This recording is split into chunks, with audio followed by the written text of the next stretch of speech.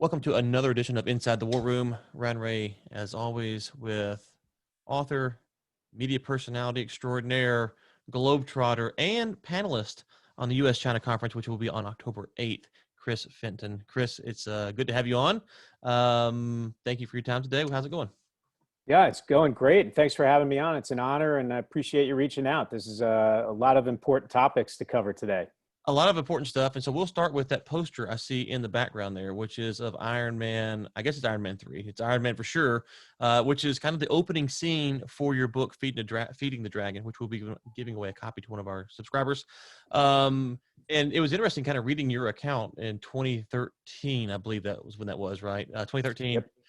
Kind of going through that. And the thing that stuck out to me most was at the end of the story, kind of, and I won't give it away, but kind of how that all plays out.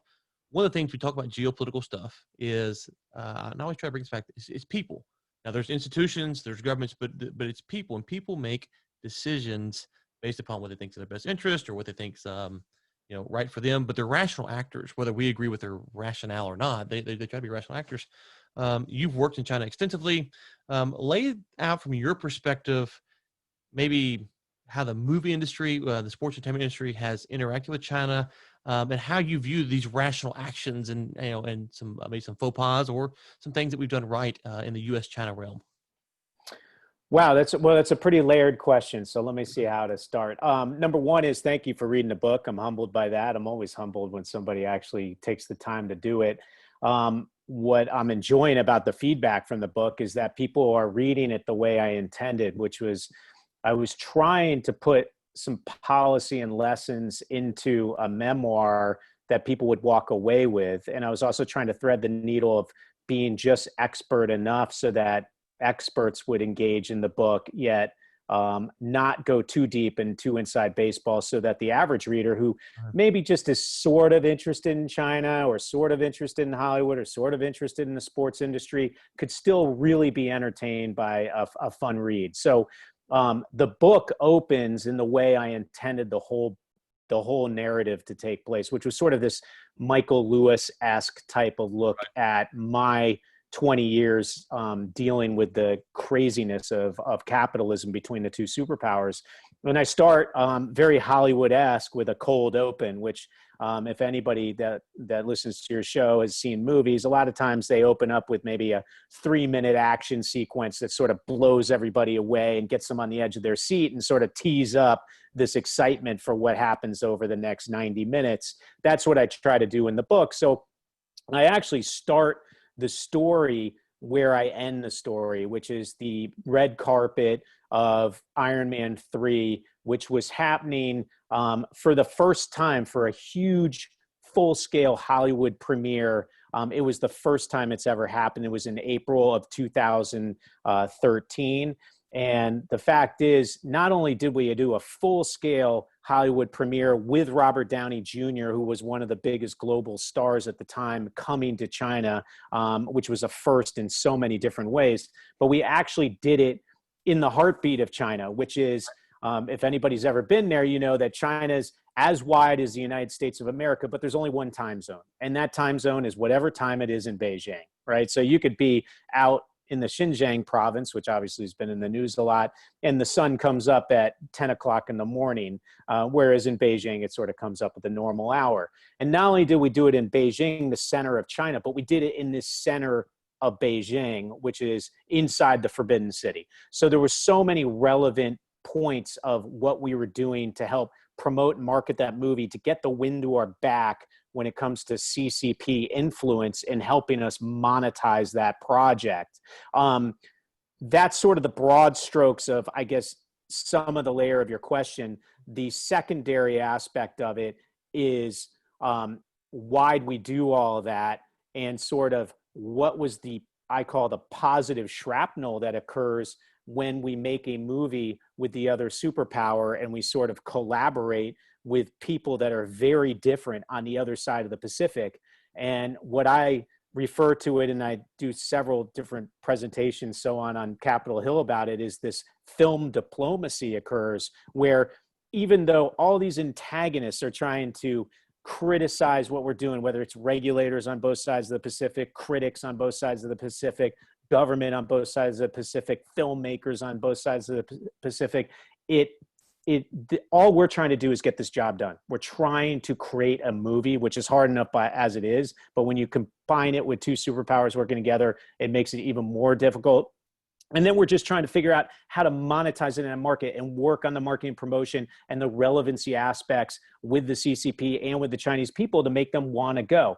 And that positive shrapnel is this glue that binds the two countries through commerce and culture, which quite frankly might be the only glue that exists that will keep us in some sort of semblance of a relationship moving forward. So for our listeners who aren't familiar with the Forbidden City, why don't you kind of maybe explain what the relevance and why y'all selected that location is? Well, the Forbidden City is across the street from Tiananmen Square, which is right next to the Great Hall of the People, which is where the CCP, the Chinese Communist Party, gathers in their various meetings throughout the year. So a lot of people might recognize that area of town by a photo that no Chinese person born on or around 1989 has ever seen before, which is that photo of a Chinese man putting up his hand and standing in front of a line of tanks that were on the way to crack down on protesters in Tiananmen Square back in June 4 of 1989. That area is obviously now completely whitewashed of that particular moment in history. And it's essentially the focal point of all that is nationalistic pride for all Chinese citizens. So to do something there in a large scale that's essentially bringing Hollywood to China is very symbolic in regards to getting the CCP fully supporting the project and also getting the Chinese consumer wanting to engage and allow you to monetize that product. And it's a huge place. I mean, it is a huge, huge place. We went there and you're like, you described how cold it was. And we were there in November and I didn't bring my scarf or my jacket. I remember walking around, it's freezing cold all day. So I did relate to that. You talked about, though, a second ago, you talked about these things that connect us. And in the book, you call them the Fenton's 5 forces. I thought that was interesting. So it's politics, national security, human rights, culture, and commerce. At what point in kind of working with China did you realize these were kind of the 5 things that that you said there's 2 that we can agree on and 3 we can't? How long did it kind of take you to figure out what these areas were, or why these areas were most important, and why these 3 that we really struggle to deal with, and why the 2 we can agree with?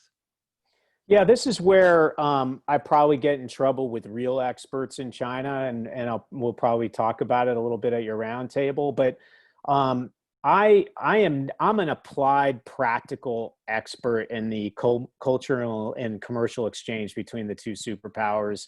I fell into it as if, you know, like that old movie Gung Ho with Michael Keaton. Like it just so happened, and through the story I tell, which is sort of this Jerry Maguire-esque type of story, I talk about how I did fall into China. I was not a Chinese studies major. Right. I never really had aspirations of working in China. I just sort of fell into it, and I kept getting dragged into it more and more. So over time, you start to obviously absorb a lot of knowledge and expertise. And then on top of it, when you're doing business with North American or global partners, you have to find that fine line where you're not talking over their head or getting too inside baseball about how China works, and actually getting them the information and the understanding that they know in order to make deals happen and to exercise what those deals encompass. So for me, I just look at it as like the outside of the onion. I try not to peel back too many layers, especially since I know I have a certain amount of glass ceiling that stands in front of me understanding China. So I look at the China-US relationship almost like a cell phone tower to a cell phone. If you have perfect service, you have 5 bars of service. And that's the goal, is always to have 5 bars of service. Our 5 bars, I relate to diplomatic forces. And those are politics, national security, human rights issues, commerce, and culture. And quite frankly, over time, and I've been back and forth many times, both as a businessman, but also as a trustee for the U.S. Asia Institute, hosting congressional members over there, and you hear the party line throughout all levels of government, from local to municipal to provincial to the NPC to the CCP, et cetera, and they all carry the same party line. And it's very, very enforced. So when you hear that enough, you realize, well, wait a minute, on the human rights issues, and by the way, I've been pretty vocal about this. I think we should get back our freedom of speech rights so we can call out China on human rights issues. But quite frankly, I don't see us curing the human rights issues anytime soon. I don't see them coming any closer to us anytime soon, but I would like to hold out hope that at some point we can help address that. Politics, they love the way communism works. Right. They brought 600 million people out of poverty and put them into a middle class. They're adding millions more daily. The people there, if you talk to most of them, they are good with that form of government. It works for them. And in fact, even very wealthy people I know with all kinds of connections who could live anywhere in the world actually live there by choice because they like the way that system works. I'm going to disagree with that, like as far as what I want, as far as my own government. But I found that agreeing to disagree is probably the best approach moving forward, at least in the short term. And then on national security issues, obviously it seemed like there may have been times where we might have been slightly on the same page because they are sort of pacifist by nature. They tend not to start wars. But obviously now we're seeing a lot of issues, whether it's unrestricted warfare, where we're seeing cyber issues, or we're seeing information wars, various other things. We're not in a kinetic war with them, obviously, but we're seeing signs of what they're doing around Taiwan and what they're doing, obviously, with Hong Kong already, and the way they're spreading their wings in the South China Sea. So the bottom line is politics, human rights, national security interests. I say we agree to disagree in the short term, and we focus on the areas that we actually have common threads, which is commerce. There's a heck of a lot of commerce going on between the two nations. And then culture. They love the aspirational qualities of culture coming from the Western democracies. And we need to continue that exchange because, quite frankly, the more we do commerce and cultural exchange, the more we might slightly start to win them over more and more. It's a long, long game, but it's something that we can have in the back of our mind that's a good benefit for all Americans. Yeah, and so what you hit on there, I think, is exactly what I would say. I think we have taken, whether it's U.S.-China, U.S.-Russia, and we've taken this geopolitical talk and we've flattened it out to armies, concepts, big words, and stuff like that. And we kind of forget that, history is fraught with people changing sides because they fell in love with someone on the other side. Like their ideas were really changed by something that had nothing to do with the logic of the argument. And the Chinese people, to your point, aren't looking saying, hey, we want to go full free market capitalist society tomorrow. What has to happen is we have to talk to them. And where you talk to them is you do business, you have dinner, you interact. And so at the presidential level, whether you like Trump's policies or not, those terms and how they're operating and maneuvering, that's not really, in my opinion, the most practical way to work through these issues. Selling an Iron Man movie or or LeBron James or whatever, that actually gets people really fired up. It's sometimes it's almost the insignificant things in life, the insignificant policy changes. And that's one thing I would ask you about. What are your thoughts on the censorship of the movies? Because I was thinking about this interview. If you go, whether it's Star Wars or whatever movie, I don't know about all the movies that's been released, but they're always censored on some level, it seems like, in China. What are your thoughts on Chinese people watching a movie in China and then coming to the U.S. and watching the movie and realizing the difference? Almost like when we watch a director's cut. Is that to me, people get mad about that, but to me, I kind of disagree. Going, it actually gives you the opportunity to see what you're missing out on. It's a conversation starter. What are your thoughts on the impact that has with dialogue with Chinese people? Well, look, I mean, censorship, it's a bigger issue that I've been addressing recently, but censorship for that market, which I know hawks are very against, and obviously deep inside, I don't want to censor things in the content we make for that market, especially ones that might carry principles and values from America that I think Chinese people would benefit from, but we do. And it's part of the business interaction that goes on with that superpower so that we can actually monetize the content there. And The fact is, we actually do it with other markets too. Japan, Sure. South Korea, a lot of the Middle Eastern markets. So it's not just an aberration that's solely with China. So yes, it is a pretty interesting idea where Chinese that are studying here in the U.S. get to see certain things that they wouldn't over there. For instance, and I even mentioned in the book, if you're a freshman in college and you see a Chinese born and raised citizen that's in your freshman class, show them a picture of that guy standing in front of the tanks and see if they've ever seen that before. They haven't. So Right. now, are they going to go bring that back home and show everybody? No, I Right. don't think so. But it is sort of an interesting, eye-opening experience for them. Where I have issues with censorship, which is something that's been occurring over, I would say, over the last decade. In fact, I did an op-ed with Outkick the coverage with Clay Travis yesterday about how the censorship cross borders has been encroaching on freedom of speech rights here in the US. And you brought up LeBron James. And, the fact of the matter is, like, we should be able to say what we want to say, even in the areas of politics, national security, and Right. human rights interests here in the United States, if we don't agree with them in China. Daryl Morey, the Houston Rockets GM, who just before you were in Yep. China, tweeted out his support for Hong Kong protesters. That should be fine to do. And in fact, we should be doing that. Mhm. And the CCP just trying to keep their 1.4 billion people just happy enough that they don't revolt again. They can firewall that tweet all day long, right? They can censor for their market what we're saying here that we disagree with them on there.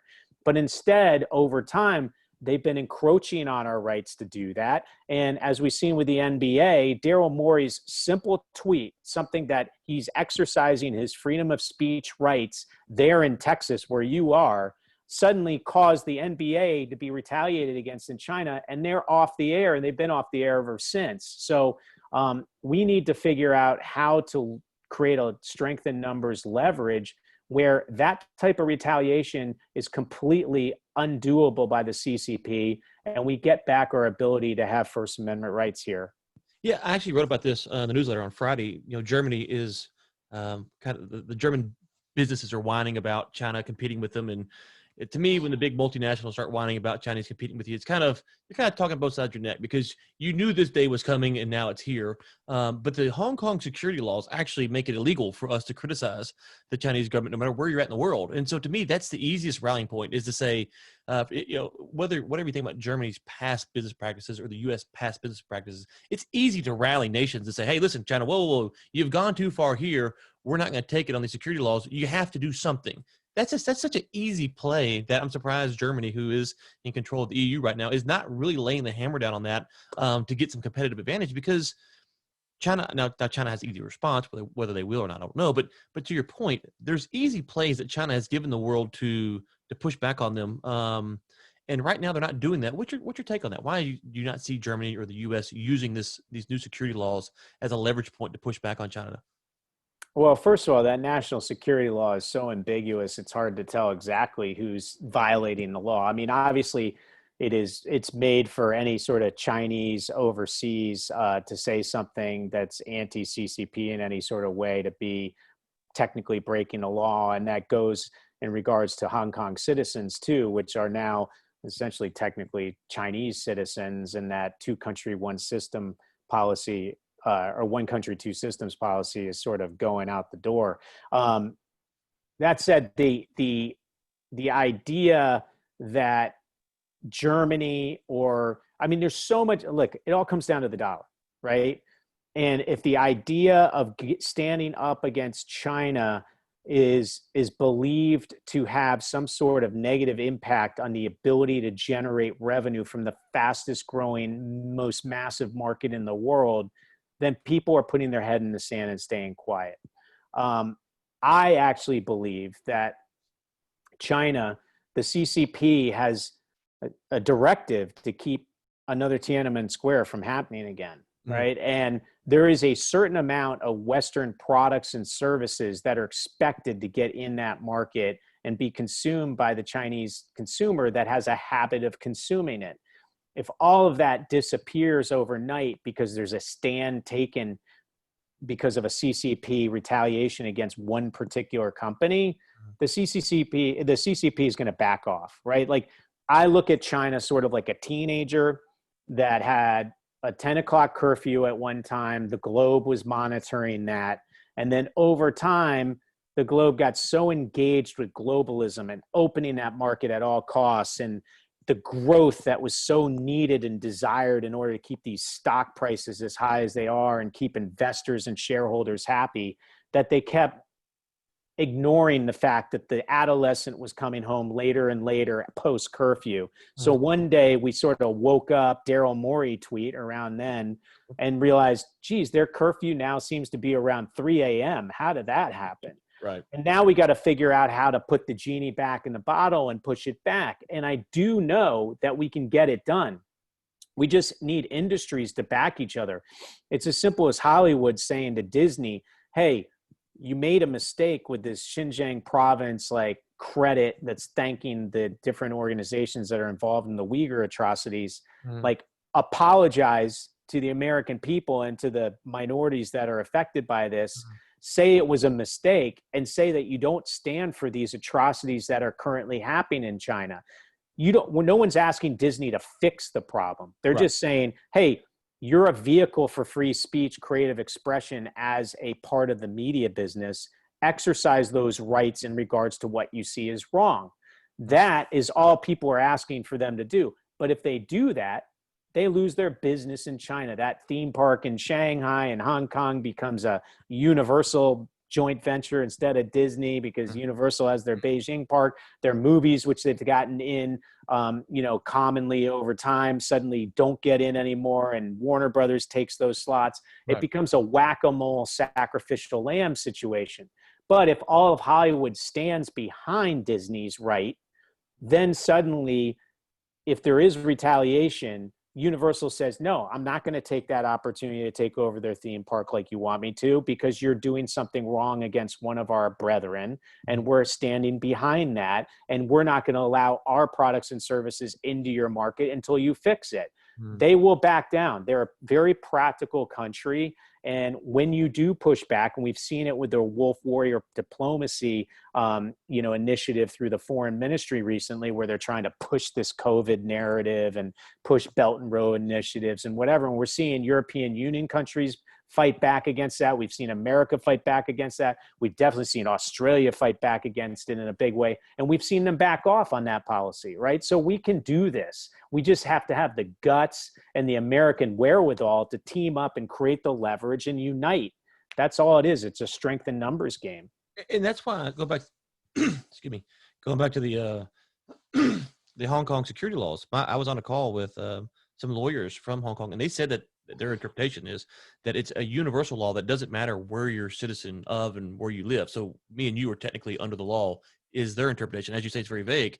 To me, those are the easy things that you could, it doesn't need, you could have Disney, you could have whomever that could rally around that, to, even if the CCP didn't intend for it to be that way, having them just to concede that, no, we didn't mean that. That's an easy pushback, because as you say, those are the simple things in life that we should be able to rally around. But I would just say, to your point about Disney, I don't think Disney is actually interested in diverse and free thought. I think they're interested in their narrative. And so that's the problem you're going to run into. And we get to this talk about human rights and hypocrisy. That's, to me, the biggest frustration with the U.S. and the Chinese side, is this pretense that they actually care about human rights when they really care about making money. And I'm not opposed to you caring about making money. Just tell me that you actually care about making money, not the virtue signaling that you care about human rights, because you care about them only until, you can't get your movie to China.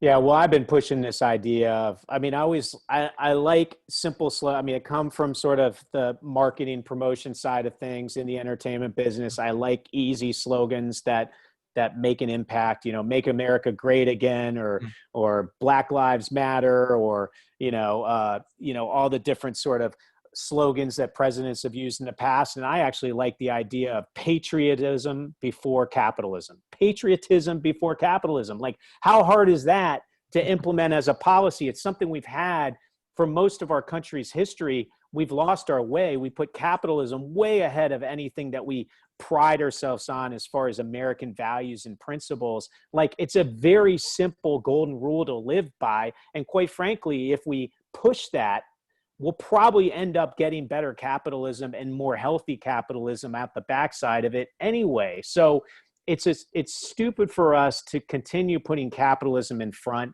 because it makes people feel badly about it.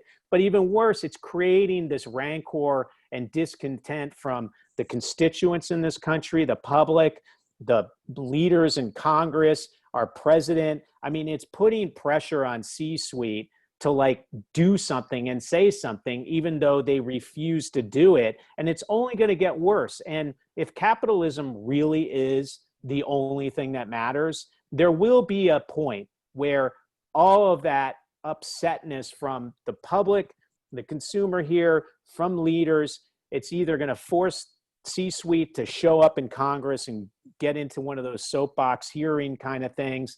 It's going to create the public being so upset that they stop buying the products and services of their own companies because they're upset about it. Like, we're seeing that in terms of the NBA, quite frankly. I mean, we're looking at ratings that are just not nearly as good as they used to be.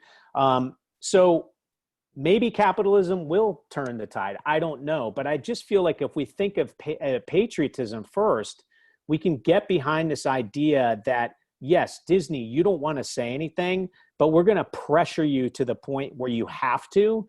But we're also going to back you so that they can't retaliate. We don't want you losing money. I would agree with you if Disney would support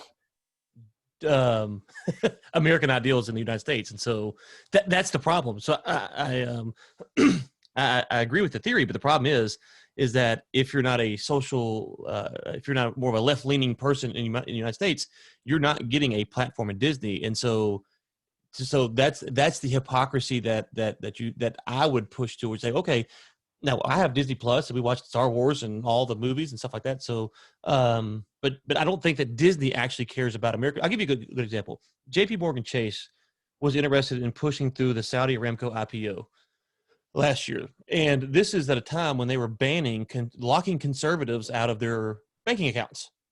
Now, on the cultural scale of whatever a conservative is out there saying, whatever stupid thing that they're saying on that day, the Saudis are committing human atrocities. So I don't have any respect for JP Morgan Chase if they backed out of the IPO process because they felt like they were getting the pressure, because they really don't care. And so I get what you're saying. I don't disagree with it. The problem is how these companies treat their citizens of this country. Does it reflect that they actually care about that? So to me, it would just be more virtue signaling, and I wouldn't actually buy it as anything other than just, they feel mob pressure. So how would you respond to that? Because to me, that I know what you're saying, but I think that they have to fix the issues here before I'm concerned about what they say in China. Okay, well, it's a really great question. I would say, well, first of all, I'm on the west side of Los Angeles, so I'm surrounded by that left side of the equation. Mm-hmm. For me, I'm a country first voter. I can vote either side of the aisle if I think it's best for the country. I don't really affiliate myself with either party. Sure. And I'm super nonpartisan about the China issue. Mm-hmm. And the difference between what you're critiquing about the way Disney behaves towards, say, 50% of the country, mm-hmm. the good thing about China is it's not totally applicable, right? Because in the, I don't know, the BLM versus defund the police, like that whole situation, you could find two points of view in the country. It's very bifurcated, et cetera. When it comes to China, we're all affected by it. Like, we're all really affected by it. And China has one narrative, one word that gets out throughout the country. It's as if you have MSNBC and Fox and CNN and Rachel Maddow and Steve Bannon and Tucker Carlson and Don Lemon. They're all saying the same exact thing over and over and over again. That's all you hear. And quite frankly, if you dissent from that, you end up disappeared, right? Here in this country, we don't have that. So to take on China on anything is really difficult unless you can get everybody aligned on an interest. And the beauty of China is that it affects the right and left equally as well. And this idea that, and by the way, one of the things I want to say to your listeners is I sacrificed a lot financially to Sure. write this book and to talk Sure. about it. Book sales are not a great way to make up for financial losses, but book sales do help me get up on lists, Yes. which allow me to get coverage on the left because the momentum is there where they have to pay attention to it, right? They would rather, all these different left side platforms would rather protect Hollywood and the NBA, et cetera, from any sort of criticism about the way we're handling China, which is ridiculous because when you think about democratic platforms, whether it's human rights issues, freedom of creative expression, the ability to be an individual, like all these things, national security interests, middle-class jobs, et cetera. It's a super democratic side issue that China essentially is creating a challenge for. The same on the right. So I think you have this ability where you have, and if we want to call China an enemy, you have a common enemy. And the unicorn and rainbow version of what China represents as a challenge might actually be one issue that could unite the country. Everything else is bifurcating the country, but China could unite us, right? It's almost like if a huge earthquake hits in Los Angeles, suddenly all these neighbors that hate each other all meet in the middle of the street and we're all like hugging each other and saying, whatever you need will help, right? China's the same way. Like it's going to bring us together if we look at it the right way. Of course we could tackle the challenge and then bifurcate ourselves through civil war again over something else. But at least there's that like hopeful glue that creates a unified country, right? Like let's take advantage of that. Yeah. And just so you know, I think one of the things that you point out there is, so I'm down here in the South and I'm a libertarian, so I don't have a lot of friends with my policies down here either. I don't know where you fall. It's not really relevant. I'm just saying that I do understand that this is a message that does impact the right and the left. I think though, I guess kind of go back to what we were saying earlier. By the way, really quick on libertarian, I love, like anytime a libertarian gives like a political speech, the first 80% of that speech, I am so 100% on board with. The problem is most of the candidates in the final 20% start going off on some weird tangent. And you're like, oh man, you had me. You went too far on the sale. No, it's kind of like, I'll just sideline here for a second. I was listening to a conspiracy theorist guy one time. And this was, I used to listen when I was a teenager. Who was the guy After Dark? And anyways, he used to have the radio show, Art Bell or whatever. And so I'd be coming home and he'd be on. But I listened to this conspiracy guy, and I actually had Google up. And so he started talking about conspiracies. And I started looking this stuff up. Like the CIA did this. I was like, oh, he's right. And he's like, and the CIA did this. I was like, oh, he's right. And the next thing you know, he was off into La La Land, like elves and 15th dimensions. And that's where libertarians go. It's like, guys, yeah. Okay, I don't know if we can privatize all the roads or not. I don't think we can. So just shut up about it. Let's focus on the things that we can actually work on.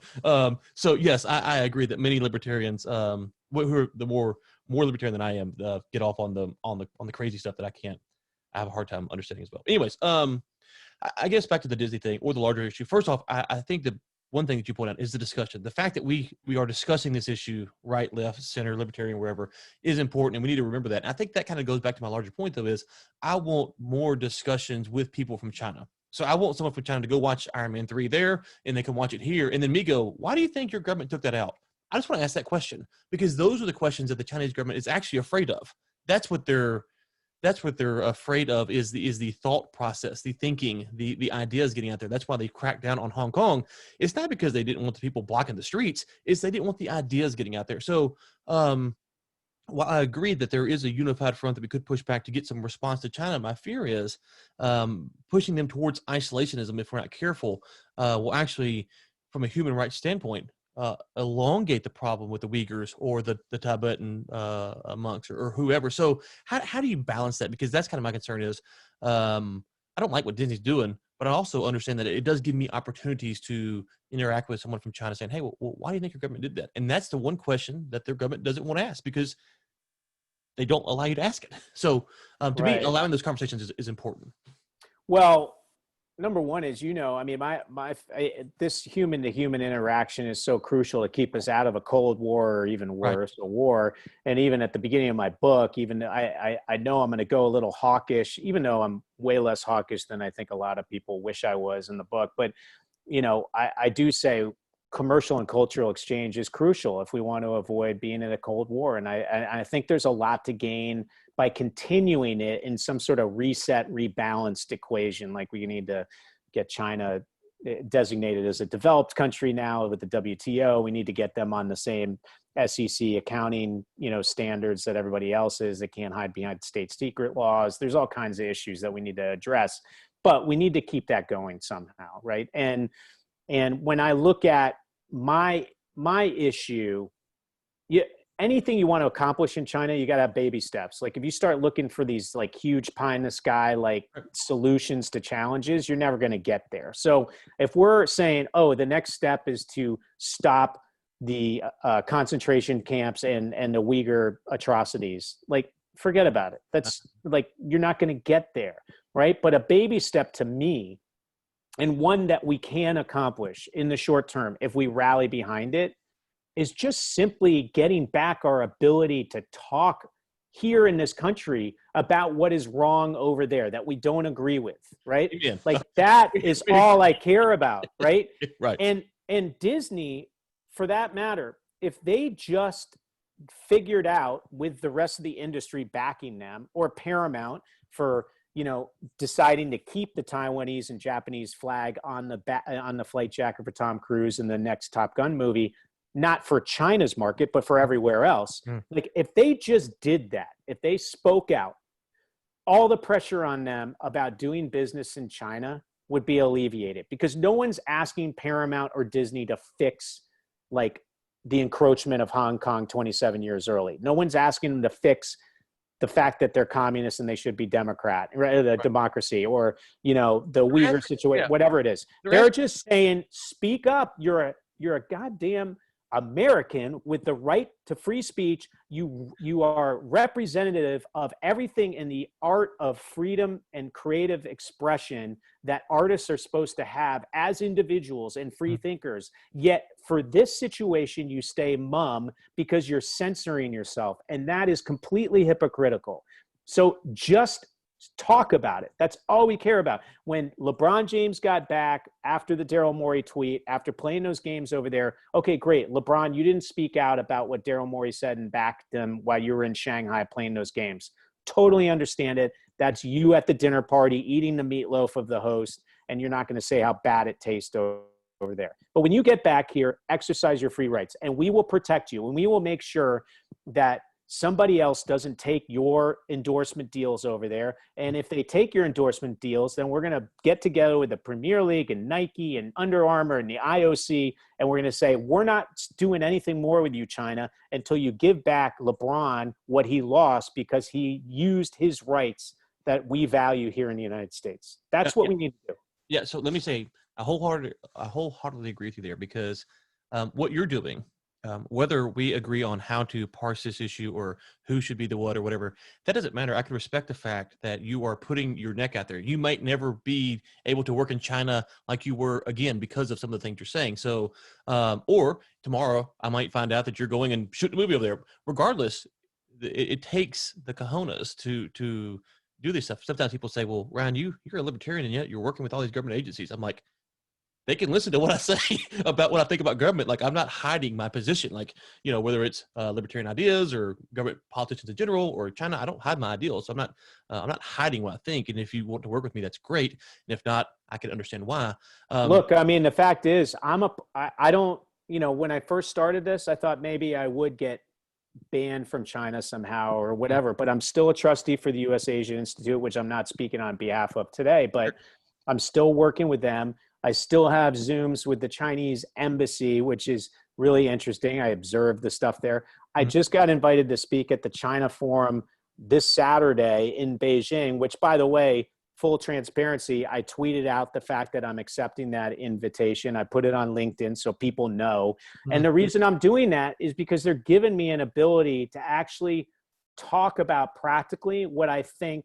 Yeah. If they allow us, like, there's right now a lot of rancor about companies doing business the way it has been with China right now. Mhm. If China wants to pressure release that, they should be able to work with us to figure out how we can exercise our freedom of speech rights. Because if Disney's able to do that, China's able to firewall it from their populace anyway. Mhm. So that takes all the political pressure off of Disney here in the United States.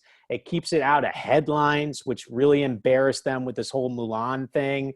It creates like this resentment to go away that consumers here have in the United Mhm. States, which Disney's going to have to start thinking about. Like suddenly the Chinese, by doing what's right for us, Mhm. are actually selfishly doing what's right for them too, right? So I look forward to this Saturday speech, and I'm going to be extremely respectful, and I'm Of just going course. to say, like, here's how I think you guys could address something that's really a problem here and actually make it benefit you. And Yeah. by the way, they might laugh me out, or they might say you're banned for even bringing this up at the China Forum. But like, if there's no discussion, then what the hell are we doing as a world, and what are we doing as a nation? Right. And in this democratic world that we have here in the United States, like the fact that right and left can't even talk about this stuff together, it's crazy. No. Anyway. No, I agree, and I appreciate you saying that because I do support the it's that see I don't consider that being hypocrisy saying I don't agree with this, but I'm talking to someone because we have to do that. We have to work through stuff. I mean, I work with people all the time who I don't necessarily agree with politically or morally or whatnot. Okay, we're getting up close to our time here, so two things. One, give us a story that's not in the book. You work with a lot of Hollywood people that you don't have to name names, but just a good Hollywood story for folks who will never interact with the elite. Funny story, serious story, whatever. You don't have to name names. Just a good story to kind of maybe take us behind the curtain of what it's like to interact with the big celebrities, if you will. Um, I don't put you on the spot here, but Yeah, I mean, well, I can tell you there's there's a lot of interesting stories, even with like Robert Downey Jr. when we were at the Grand Hyatt Hotel in the center of Beijing. We had a back entrance that we were using to get to the car so we could get him around, but everybody knew he was staying there. And I don't even think people knew like his movies all that well. They just knew he was a massive movie star. And we were walking through the back of a kitchen there, and there was a guy, there was a Chinese guy, and something similar happened in the book that I talk about too. But in the back of the kitchen where all the storage stuff is and some of the canned goods and stuff are, we're ushering him through. We had a bunch of bodyguards and all this kind of stuff. And somebody had gotten up in the ventilation system above it. And when he walked under them, he popped out of the paneling and fell right on top of him and his bodyguard. And the bodyguard like threw him into a can of tomatoes, cans of tomatoes or whatever it was. It was an unbelievable moment. I'd never seen anything like that before. And I was like, wow, the ingenuity of that fan was pretty epic. I can also say, Johnny Depp, we had over there for a movie Transcendence. And, he's supposed to have cigarette breaks every 45.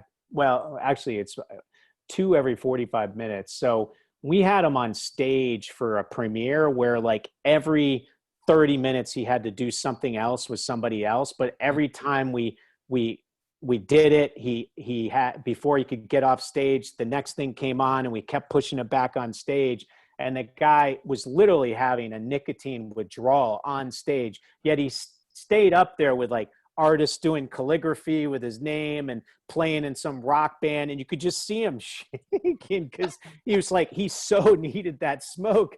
And his publicist was sitting there screaming at me the whole time. I was like, I don't know what to do. This is China. Like, they won't let him off stage. She's like, he'll never work in this town again, kind of thing. And I'm going, it's the largest movie market in the world. yeah, I don't think anybody's worried about him coming back. yeah. But it was interesting. He was super cool about it. And then I remember he finally gets his cigarette. He like smokes like 10 of them at the same time, just like inhaling it. And it was super hot. We did it in this factory called 798, which is like an artist district that used to be a military ammunition factory. And it was hot. So we brought him into his dressing room where we had the AC on full bore. And he goes over and he's just taking off his shirt and everything and just standing in front of the AC. And we're all going, oh my God, he's about to scream at all of us. And he just turns around after about 5 minutes and we're just all petrified. He's going to yell at us. And he's like, that was the most crazy event I've ever done in my life. You know, like he speaks in like a weird English accent, like Right. even though he's American. And if you ever seen like an Asian TV show, like where there's like a variety show, there's always these weird like boing, like Right. weird like noise sound Right. effects that go on. Well, we had that going on the whole time while he's up there. He's like, and I'm Johnny Depp. Boing. He would like look up and he'd be like, where the hell is that spring sound? Like, what was that? Oh, that's good. So he's like, that was the craziest event I've ever done. And he goes, and it sounded like there were children's toys. And everybody just started cracking up. But anyway, it was hilarious. And he was a good sport about it. And you got to be a good sport whenever you're doing anything in China, because controlled chaos and using duct tape is almost like always a part of the equation. Yeah, it's funny you mentioned that hotel. That's where we stayed at when I was in China, and they said a lot of movies get shot there. And so it's funny how we all such a small world, and now here we are talking months later, or almost a year later, and that's where you guys are at and stuff like that. So, final thing is from the book, one more story, just to kind of maybe put a bow on this conversation. You talk about, I believe it was LeBron James in an ad with a dragon. Yeah, the Chamber Yeah. of Fear Yeah, yeah, ad. yeah. And so maybe as we wrap up, so it's one thing to have these conversations, but when you cross culture, it's not exactly clear what is good, what is bad. How do you propose for the person to person level, just regular folks like me and you, if we're to talk to someone about the US China issues that is from China, how do we handle it in a way that is respectful, because we can't know all the cultural faux pas, but we can also handle it in a way that we can get to the issues? Because that's a mistake that anyone who doesn't know China's history could make very easily. Yeah, I think the biggest issue, and it always and I think it bit Disney in the ass too with Mulan, but American hubris is always a problem. Like if you actually think you know what's best for a market or what's best for a people, it's just going to bite you in the ass. I mean, if you look at Mulan, there's been so many different adaptations of that iconic legend that's Chinese owned, right? Like, and they do it by their own Chinese film or television industry, and they do it better than anyone. And then suddenly the most iconic Hollywood studio, Disney, says, we're going to do it now because we did it as an animation back in the 90s. Well, back in the 90s, there was no film industry really in China, and they weren't doing stuff well. Now they do. So it was like Disney comes in almost as if Wanda Studios comes to the United States and says, we're going to make the Abraham Lincoln story for US audiences, and we're going to use a Chinese director and Chinese writers, and it's going to be told better than you ever could imagine, right? Who would go see that? Right. And that's sort of the problem with Americans, at least through history, where we think we know what we're talking about and doing in that market or other markets, but quite frankly, they know better. So I would always advise to just look like you're trying, right? Like I don't speak fluent Mandarin, but I sing a number of big pop songs in Mandarin, right? And which is great at the KTV karaoke bars. And I speak a little bit of Mandarin. So it always looks like I'm trying, Right, yeah. I'm trying to learn, I'm trying to be part, but I'm also never like saying, oh, this is what we're going to do. We always have smart Chinese infrastructure resources, people that know that culture better than we do. So we can always say, hey, this is what we think we want to do. How would that be perceived by the Chinese public? How would it be perceived by the CCP? And how would you tailor what we think is the right way to go and actually make it the right way to go? Right. That's key. Just know that the glass ceiling is very low for us when it comes to the amount of knowledge and understanding we could have about China. In fact, you had a book author on, I think in July, who said like, the more you learn about China, the less you realize you know. Yeah, dude. And that's sort of the case. I mean, that's simply the case. And you just got to be cognizant of that and just swim in your lane and know, that there are others that you should rope in to help you figure out that relevancy touch point. Yeah. Okay. Well, this has been great. We will be giving away a copy of the book, the hardback edition, to one of our subscribers. I will put the details to that in the newsletter. We have the U.S.-China Roundtable with yourself, Bill Bishop, David Firestein, and Wing Wing Lee. Ling from the Wall Street Journal. So that should be a good, fun discussion. Chris, anything else before we get out of here that you want to push, promote, plug, mention? Yeah, I would just love everybody to please go out and buy a copy, because I'm really pushing to get on as many of the left side platforms as possible. And I do think you'll really be engaged in a really fun, entertaining story. It's told almost as if you're watching a movie, and hopefully you come away with some great lessons. If you want to interact with me, I'm pretty active on Twitter. I'm new to it, but it's grown pretty fast. I'm at the Dragon Feeder. And then anything else you want to know about me, you can go on feedingthedragonbook.com. But thank you so much for reaching out to me. I really appreciate it. I love being on the show. Some of your past podcasts have been fantastic, and I wish you a huge, scalable, sort of Joe Rogan-esque type of empire around this stuff. Well, we'll see about this. I will leave the listeners and yourself with one thought. When we were in China, the movie Midway came out. And one of the journalists I was there with went to see the movie in a Chinese theater. And now the movie myself, I didn't think it was very good, but I saw it when I got back. But he said at the scene, spoiler alert, Midway, we win the battle. But the scene where the Americans turn the tide and they win the battle, that the Chinese stood up in the theater and broke out in applause and cheers for the Americans turning the tide at Midway. And it's stuff like that that we should remember, that we do actually have some commonality with the Chinese. It goes back a long way, but there's a lot of pride in the U.S. side for World War II, and there's a lot of pride from the Chinese side in the Americans for World War II as well. So we do have things that are odd that actually bring us together. So we should also consider those as well. Just some food for thought. Chris, thank you again. Listeners, we will be back.